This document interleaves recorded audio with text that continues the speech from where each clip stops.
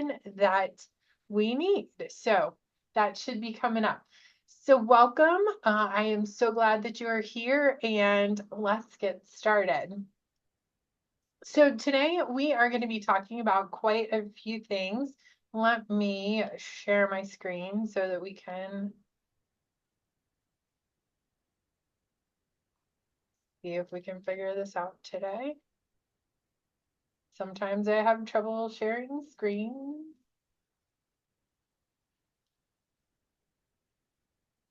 All right, can everyone see my PowerPoint slide? Perfect. Okay, so welcome again. Let's get started. So for our agenda today, we are going to do some updates and announcements. Then we are going to talk. We're going to have Karen and maybe Jan, if she gets on here, talk about a new grant opportunity. And then Gayla has created a document for us to look at about where family and consumer sciences fits in the new cluster framework. And then we're going to do some questions and reminders just in case. So welcome. I'm glad you're all here. That's my new favorite dog. I don't have a dog, but I think he's cute. So let's do some updates before we get into everything else. I got some information from Sandy Spavoni. She couldn't be here today, but she did send me some information to share with you guys. There is a career cluster webinar that is February 12th from 4 to 5:15 Eastern time. It is hosted by AAFCS, FCCLA, and Lead FCS Education. So they are going to be talking about all of the things that have to do with those new career clusters and how we integrate ourselves better. And I will drop these slides into the chat in just a second so that you guys will have access to all the links that are in them. It'll make it a little bit easier. The other thing she wanted to remind you of is FCCLA week is next week, and that is going to be a really big week for us in the family and consumer sciences world. It is CTE month, but then we celebrate FCCLA week. So it is the 10th through the 14th, which means we are going to have a different theme every day in order to help us kind of recognize FCCLA, our partners in FCCLA, and our students who are doing that wonderful work. So if you want more information on that and those themed days, and I think there is a social media task for you guys and for other people. It'll be on the communications link that is on this slide. And then the other thing is, Sandy wanted you guys to know that FCCLA has updated the website and materials to reflect those new career clusters. So you can check out the new homepage for more information. And if you just click on that very front, fcclainc.org, it'll show you that they have in fact put 6 different clusters into play for in FCCLA. Any questions so far? Any other FCCLA things that we need to discuss? All right, perfect. I had a quick question. This is Melissa Webb from California. I had reached out because I was at our FCCLA State Advisor Management meeting. We had our this over 2 weeks ago, and I didn't notice it during the meeting. I think I realized it after as I was comparing the old FCCLA logo. And prior, they did add the extra clusters to it. But before it used to say something like, and now of course I don't have it in front of me. It was like something career ready or something with FCS education. So there was FCS in the language on the previous FCCLA logo, but now it just says career ready practices, and there's really no reference on the FCCLA logo unless you read any supporting documents or other information that is around it. So I had asked Sandy if that had been a discussion with amongst all of the groups, because it seems like it would be a really simple add-on. I mean, it's always best when we can put family and consumer sciences somewhere with logos, and I'm just in that new one, I'm not seeing it. So that's all I wanted to provide some input on. Or if that's been discussed, then I have said my piece. No, that's a very good question. Does anyone know if those kinds of things have been discussed? I was not at that meeting, but maybe someone else has a little bit more insight into that.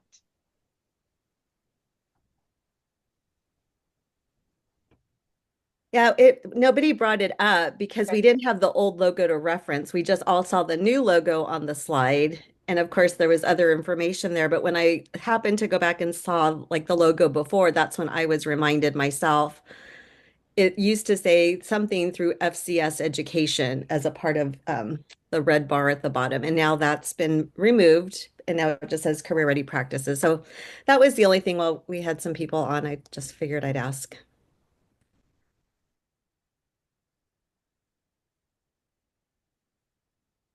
And Amanda, I was there too, and I don't think Sandy really addressed it while we were there. So maybe something like our group, maybe we need to send something that we need to make sure, because we've even talked about not even using the letters and not just FCS anymore, making sure we're saying Family Consumer Sciences. And somewhere on that needs to be something. I agree with Melissa. Yes, I would agree with that as well.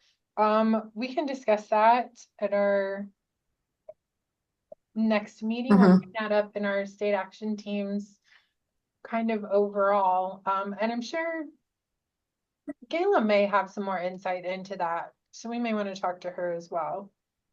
Yeah. Okay. I wrote it down. Email Sandy. She's going to be inundated with emails. Okay, so moving on to our next slide. We also got an email from Stephanie Knight, who is kind of heading up our Northeast network. And she had a whole lot of things to tell us. The first of them being that they are going to have a Family Consumer Sciences Educators virtual conference March 8th from 9 o'clock until noon. That is, I checked, on a Saturday. So hopefully some people will be available, and I assume that is Eastern time. So for those of you on the West Coast, that may be a terrible time for you. Karen's nodding like 6 a.m. is a No, little early. you could get it out of the way on your Saturday and That go is on with it. that is very true. Mhm. So the theme is for us to be an FCS influencer, to live it, teach it, and share it. And 3 professional development units are available for this conference. So I think it would be a great thing for us to attend and to help them kind of bring together some more people to help them with their Northeast network. The other thing that we want to do as a group is start to break out into regional state action teams, so regional action teams instead of state action teams. So being able to attend the conference and kind of learn what they're doing in the Northeast network would actually be really beneficial for us. So our program, the link opens at 8:45, and there looks like it's going to be a jam-packed conference, talking about why family and consumer sciences, why some students chose it, and then what kind of resources there are, and then how we teach future teachers, and the need for teacher educators. So those are all things that are going to be really important for us moving forward into the future. And my friend Melanie, it looks like, is going to be talking about artificial intelligence at the very end. So she is a great speaker about artificial intelligence and always learning new things and researching what the most up-to-date things are with AI. So that'll be a really great session for you guys if you don't go to anything else. And it looks like there's door prizes. So like I said, I will throw these slides into our chat in just a minute. And the link that's on here will take you to the Northeast Network page where you can then sign up for the conference. And then the other news, we have quite a few more updates that Stephanie sent us. The first is that Maine is participating in the AAFCS advocacy program. So they've created a survey of needs, a needs assessment to be sent to family and consumer sciences educators in the state. And then a University of Maine Extension specialist has assisted with the survey contacts with the Department of Education. So that's a really exciting thing for Maine because we know that they are one of the states that is struggling with family and consumer sciences. And we need to help them out as much as possible. So Connecticut, Maine, and Vermont are also meeting with Kylie Freeman, who is the Perkins Director and Education Specialist, to discuss career and technical education in New England. If you don't know, we do not have any teacher education programs north of New York State, like in that northeast part of the country. And so it is really important for us to get some of those up and running. I know even a very long time ago when I was in undergrad, I had a friend who had come down to North Carolina from New Hampshire because she wanted to be a family and consumer sciences teacher and she could not find a program around her. So she moved to North Carolina and did our program with me. So Kylie taught for family consumer sciences for 18 years in Connecticut. She's currently teaching a Connecticut course that is required for the alternative route to certification. And we know that is how a lot of teachers are actually coming into the profession at this point. I know in Texas, over 60% of our teachers are alternatively certified and have not gone through the traditional education program. So we need to be really aware of how to help those teachers as well. The other thing that Stephanie sent us is that Queens College, which is in one of the New York universities, has a master's in family and consumer sciences education program that is all online. So the Queens College website is under construction, but there is a faculty member there who can help us, and we might need to get more connected with her in the future just to make sure that we are bringing in those students who may be in the New York area, because I know it is actually in New York City. The other thing, and this is our own personal thing at Texas Tech University, we are working with the Family and Consumer Sciences Association of Texas to launch a teacher mentorship program targeted at new to teaching and new to family and consumer sciences teachers who may need encouragement and help. So we are in the planning stages of this right now, and we actually have a meeting tomorrow. And we are going to be working on how do we keep teachers in our profession, because we know that the first few years of teaching are really hard. We have a lot of students who are leaving in those first few years, even when they come to our traditional programs and have a lot of support. So we want to figure out how to keep them and then turn them into expert professionals that then will help us to stop some of the turnover that's happening. So that is a program that we will launch in July at our state teachers conference, and then work with those teachers over the course of a year to ensure that they have the support they need. And hopefully that's something that then we can expand to other teachers and then maybe even to other states as we see fit, because we know the growing need is there for the support. So what I want to ask now is, do you guys have updates from your states? Awesome things that you're doing or things that have happened, or I wasn't at the state advisors and chapter advisors conference. So if anyone would like to give an update about what happened there, that would be awesome too. Amanda, can you hear Yes. me? Yes. Hi, this is Michelle Torty from Pennsylvania. I wanted to let you know we've been running a peer mentor group in Pennsylvania since 2021. And we actually worked with the Northeast Network to develop some materials that have been shared out on the fcsed.net website. I think it's under the support section.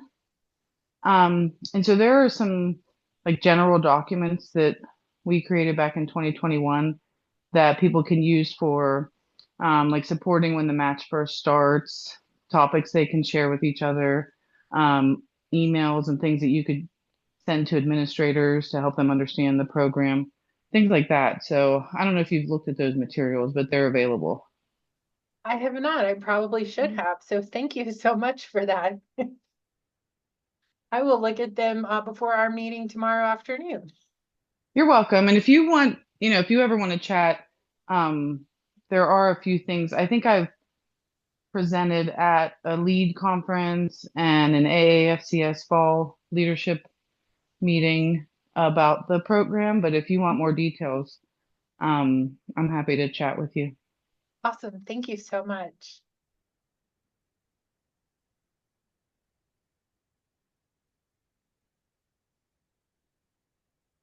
Any other updates from states? This is Melissa Webb. I can go ahead and go. I'll just I'll try to sum up State Advisor Management meeting. It was like 5.5 days. So really, it's more for the state advisors to get a lay of the land, see the hotels. There's 12 hotels. Are anticipating around 10,000 students. So each state kind of has to get some information, a lot of information to take back to their chapter advisors to give some recommendations and see if chapters, might collectively want to stay at the same hotels. So look, on my perspective, it's looking at safety, security, and just where is the best place for me to be, just to so people, my advisors know where to find me. So it's a great event. We get a lot of information from nationals, a lot of national FCCLA updates.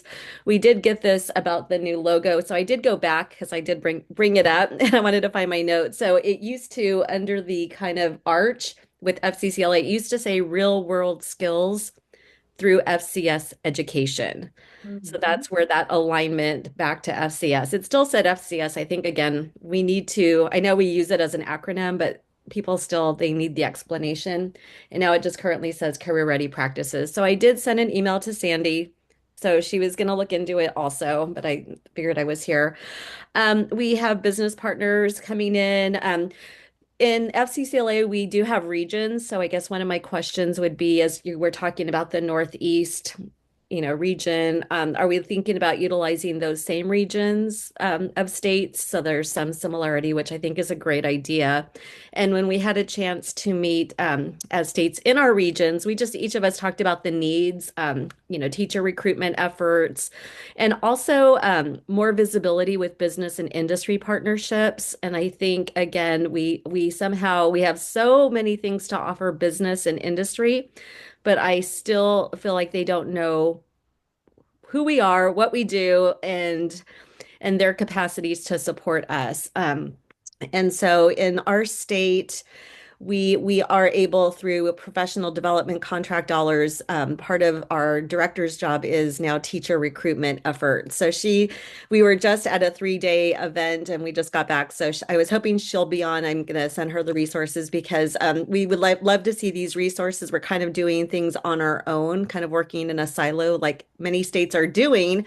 But she created a new website. She's actually a product of Family and Consumer Sciences Education. She was in FCCLA and she just got her master's in event planning. So now she's managing all of our professional development and also teacher recruitment. So we were at an FCCLA regional event this past weekend. So she's there doing a presentation for our FCS students, FCCLA members, about becoming a teacher.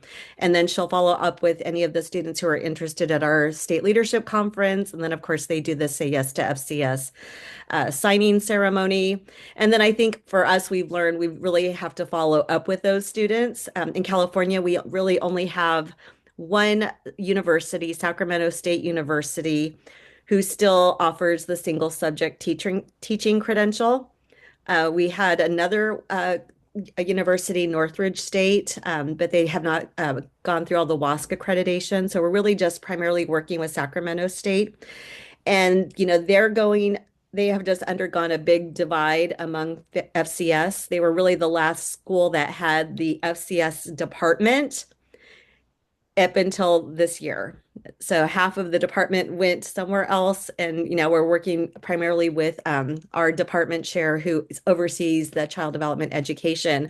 So again, I'm sure like every other state, the post-secondary have been splintered, if you will.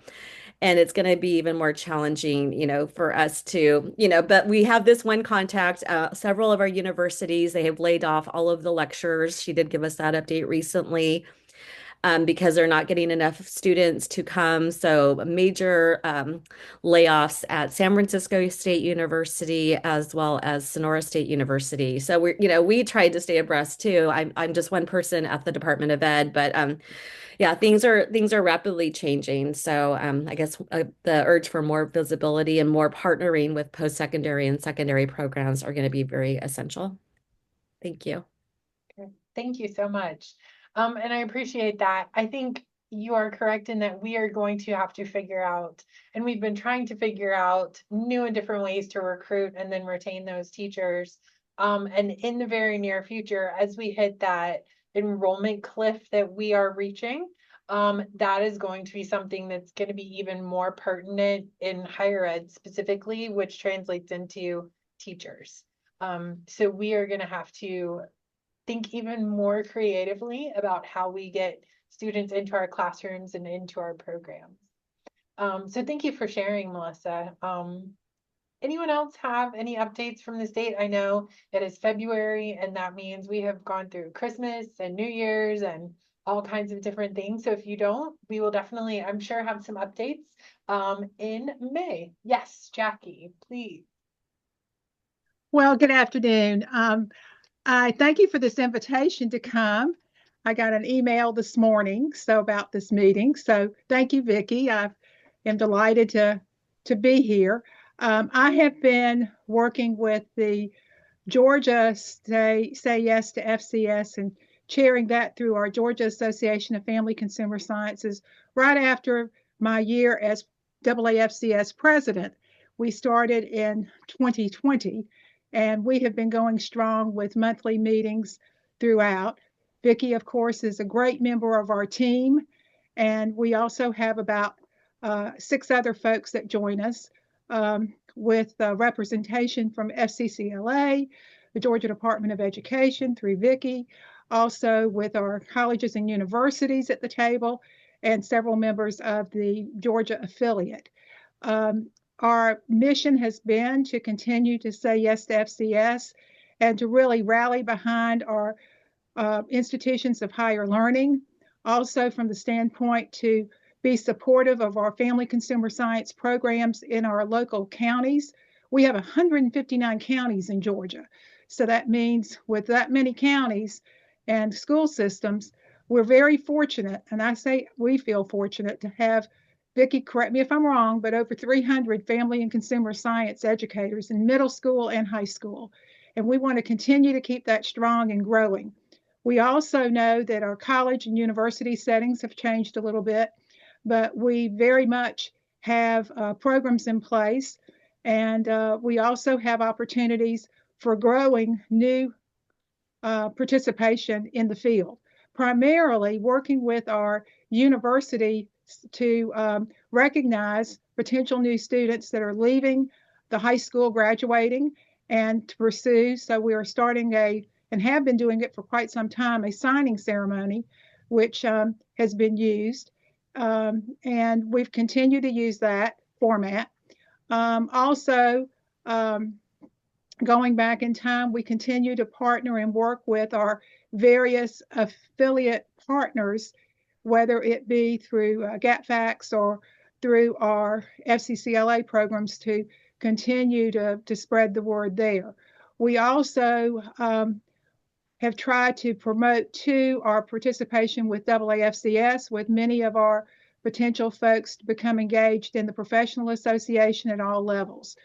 So we have our reports, we keep them. We have our secretary who keeps all those together, Ms. Joanne Cavas. And we continually are striving to continue to bring more professionals in the field. We do have a person that is at the University of Georgia in the College of Education, Ms. Carmen Peterson, who is doing workforce development. Help me with the title, Vicki, if I've said that incorrectly, but preparing some of those majors to re-engage in family consumer sciences. Did I say that correct, Vicki? Okay, with all those buzzwords. We are fortunate to have the University of Georgia College of Family and Consumer Sciences. I'm a county extension agent, for those of you that do not know me, And from the standpoint of cooperative extension has also been engaged in this because we are also working to continue to build our workforce as we serve our counties, 159 counties in Georgia. In addition to that, our FCCLA program is very strong, and we also continue to promote with our professionals throughout the state to promote that. We also are very fortunate to have Fort Valley State University, in addition to the University of Georgia College of Family Consumer Sciences, and also Georgia Southern University, which is in Statesboro, Georgia. It's closer to the southeast Georgia portion of the state. And then we also have some other supportive units too. So that's just a snippet of what we're about. I have been very fortunate to have other colleagues and professionals that are also just as engaged, wanting to see family consumer science hold strong and grow. And also we see that our future is in our middle and high school students and encouraging them onward and to really get them engaged. So we're real thrilled that we have Carmen in her position at UGA in the College of Education, and see that as a real beacon to continue to grow some of our FACS education initiatives. Vicki, I'm sure I've left a lot of stuff out, so please feel free to pipe in. Oh, you've hit it exactly. We've kind of talked about that Georgia we've had a great, I guess, a couple of years now, almost 4 years of meeting once a month. And I think that's what it's going to really take for these state action teams or these region teams to really work, is having strong leaders table, and then making sure that advocacy part that we're working with our extension agents, with the department, with the high schools, with the colleges, and getting all those people together for one mission. I think that'd be our key here, is that we're kind of all doing different things, but we need to be together. Ditto with that. It comes together, and I'm very much involved with this because this was part of my platform when I was AAFCS president, and working with the Northeast group. We did at that fall leadership conference during my presidency year, we did an opportunity to bring the Northeast states together to identify what their needs were. And so I've been also following along with their great successes and developments over these last few years too, because they have made great strides as well.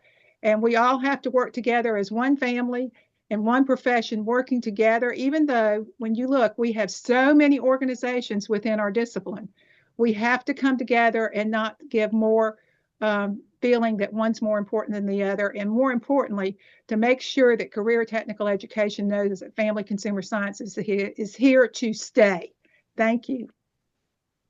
Thank you so much for sharing. And I know Carmen is really passionate about family and consumer sciences and FCCLA. She was here at the same time I was in grad school, so we got to know each other really well. And I know she's very excited about being back at UGA. So thank you for sharing. And just so we're respectful, does anyone have any other things they would like to share?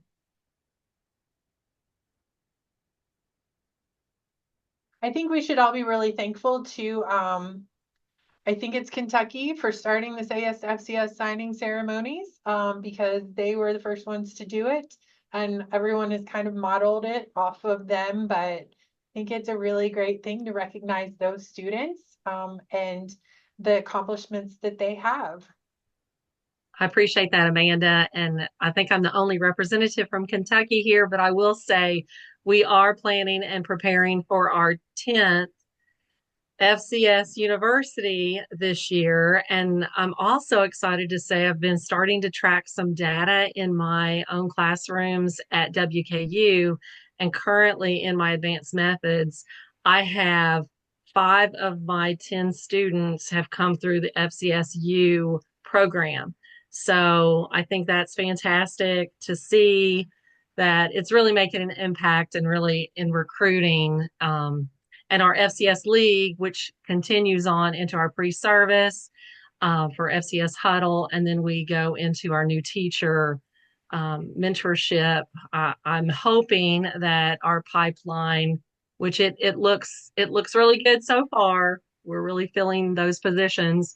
And it's a good problem to have that now we're seeing more schools are adding positions. We have several schools that actually have 5 teacher departments. So it's a growing demand. But thanks. I appreciate it. I'll pass that along to Kayla. Yeah. I need to get back in touch with her. I emailed her earlier last week about something.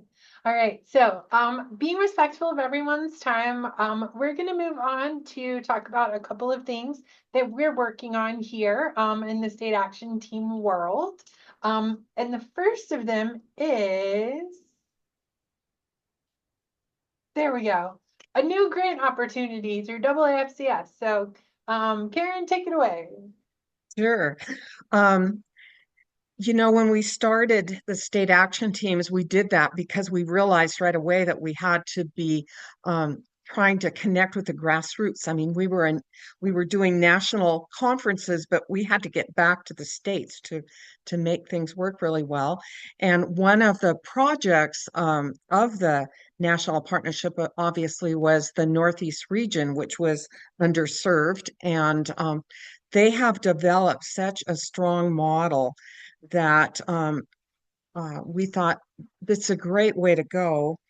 And one of the things, they had a little bit of funding to help them with doing their Northeast region. And so we were really looking, FCSAA was really looking for some kind of source to give us a little bit of funding to help if we help states get together in regional groups. The Ruth O'Brien AAFCS grant is $5,000, and it kind of fits with our focus, and that is developing leadership. And so Jan Bowers and I did submit that application, which was due the 31st of January. And there is one award for that, and it would be from July 1st, this July 1st until June 30th, 2026. And the grant would divide up the states into 5 regions, and they would be regions that were fairly close to each other. And then each region would have a representative, and we would have a facilitator for each region, and they would figure out what their, goals were and make a plan to work within that 12 months. We think we also have a matching funds of another $5,000. So each region would get $2,000 to do their work for the year to keep them moving. And so we're pretty excited about that. And hopefully, I mean, I'm listening to all the things that people are talking about, how, you're losing places to train students, and you're in places where there's only maybe one person. And so if we can just get together into some groups and help each other. And I think the Northeast region model is so strong and has really helped us see how we can work in groups. So anyway, that's where we're at with that. We're crossing our fingers that we will be selected. So one of the things I'm most excited about with this concept is being able to have a point person in the FCCLA regions, instead of trying to identify 50 different people across the country. So then that person can be the person that kind of pulls everyone else together. I think it'll make it a little easier for us to work cohesively, and that is a very exciting concept. And maybe we can get some traction on a few of our projects that we have been kind of noodling over for a very long time. So thank you guys for putting that proposal together, and hopefully we'll get it. We'll get it. Cross our fingers. Right? Hopefully. Let's see what happens. All right, so the next thing we are going to talk about today, and this is something that Gayla has been really passionate about lately, all of us actually, is where in is family and consumer sciences in the new career cluster framework. We have seen the framework, we have talked a lot about the framework, but Gayla has actually taken the time to kind of figure out where exactly we fit and where we show up in this career cluster framework. So I put the slide deck into the chat if you would like to pull it up, and you will see that there's a link. And that link goes to our State Action Team Google site that we have created. And it has this document on there so you can look at it a little bit bigger if you want to. So what Gayla did is she circled everything on here that is family and consumer sciences, related. And the thing that she wants to impart on all of us and onto our governmental partners is that family and consumer sciences is the most qualified to teach those career ready practices in the middle school and high school level due to those directly tied content, training, and methodology. So what she did is the red indicates direct ties to that content and delivery. So everything that's circled in red around here. And if you haven't seen this model, hopefully you have by now.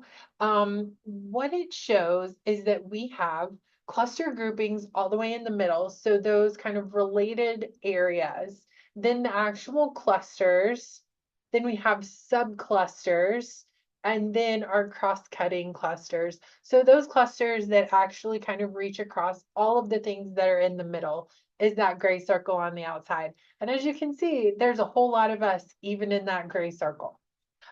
So Gayla actually on our Google website has put some language to this model to help us kind of understand it a little bit better and also think through where we may be able to advocate for ourselves in a different way. Because that's really what we need to be doing now is advocating for ourselves, not just whining.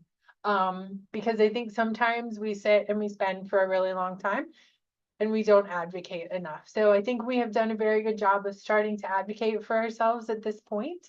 And we are going to be able to do it a lot better with some of the really creative thinkers that we have in our midst.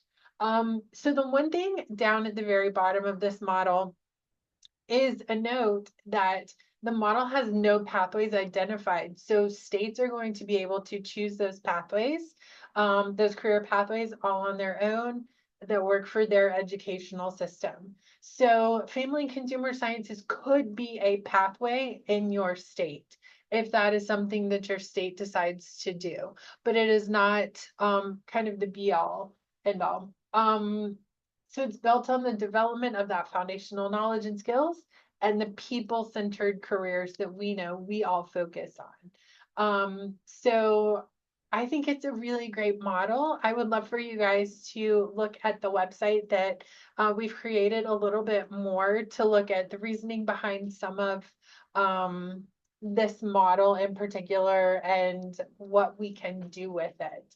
And we'll talk some more about that maybe at our next meeting in May. Any questions?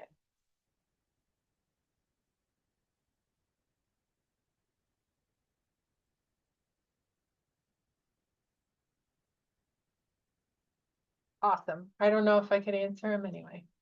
So thank you. All right. So leading into, does anyone have any questions for the good of the group or for your state that you may be interested in thinking through, or that you just may need some more help with something?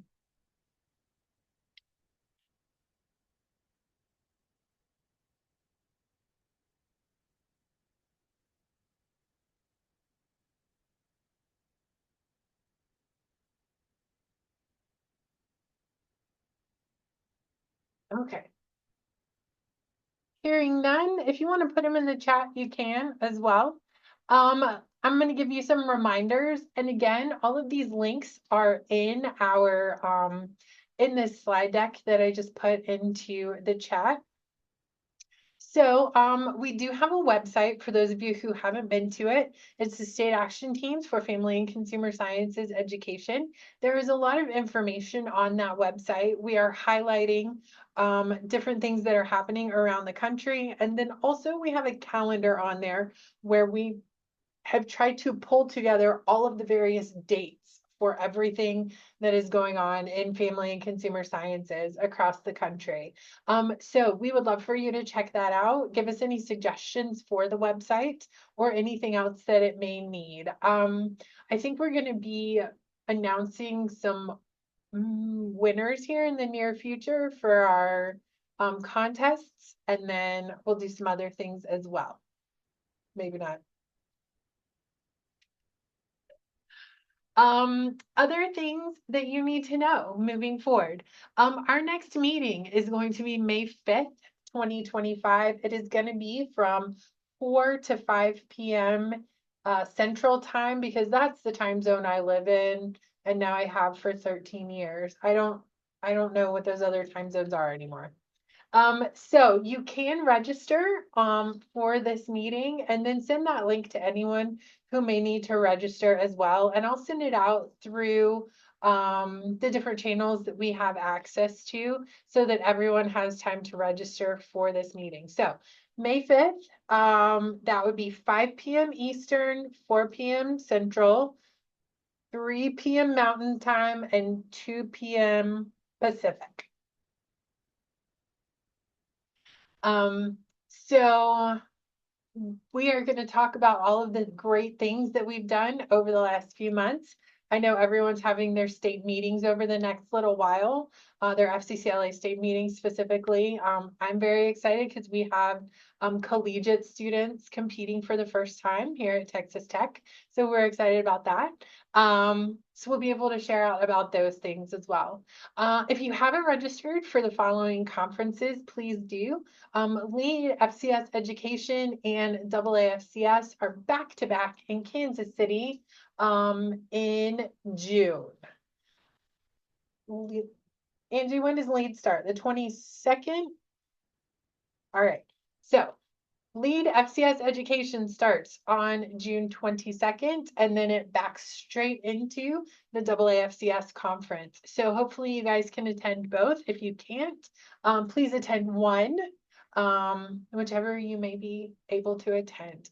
And then during AAFCS, we actually have on June 27th from 2:15 to 3 p.m., we have a State Action Teams networking event and partner meeting. So that'll be a time for us to all get together, talk about what we're doing again, and then start to strategize for the next school year. Other things you may want to know, the proposal portal for ACTE, that one that's all the way in December, is open. So if you want to put in some kind of presentation proposal, now is the time to do it. I don't remember when those close, but it will be important for the future to get those in, and I will do one for this group of people. ACTE is in Nashville this upcoming year at the Gaylord Opryland Hotel. I know it is Opryland because I've known about it since I was a kid. But Gaylord to everyone else, right? Angie's like, I know. So that proposal portal is open. And the last thing is just a reminder that the Career Cluster webinar is February 12th. And I forget what time it starts. It starts at 4 p.m. Eastern. That's what time it starts. And you can register for the webinar at the link in the slides. It's on one of the first slides and on this slide as well. Anyone have anything else they would like to share? Any reminders or announcements?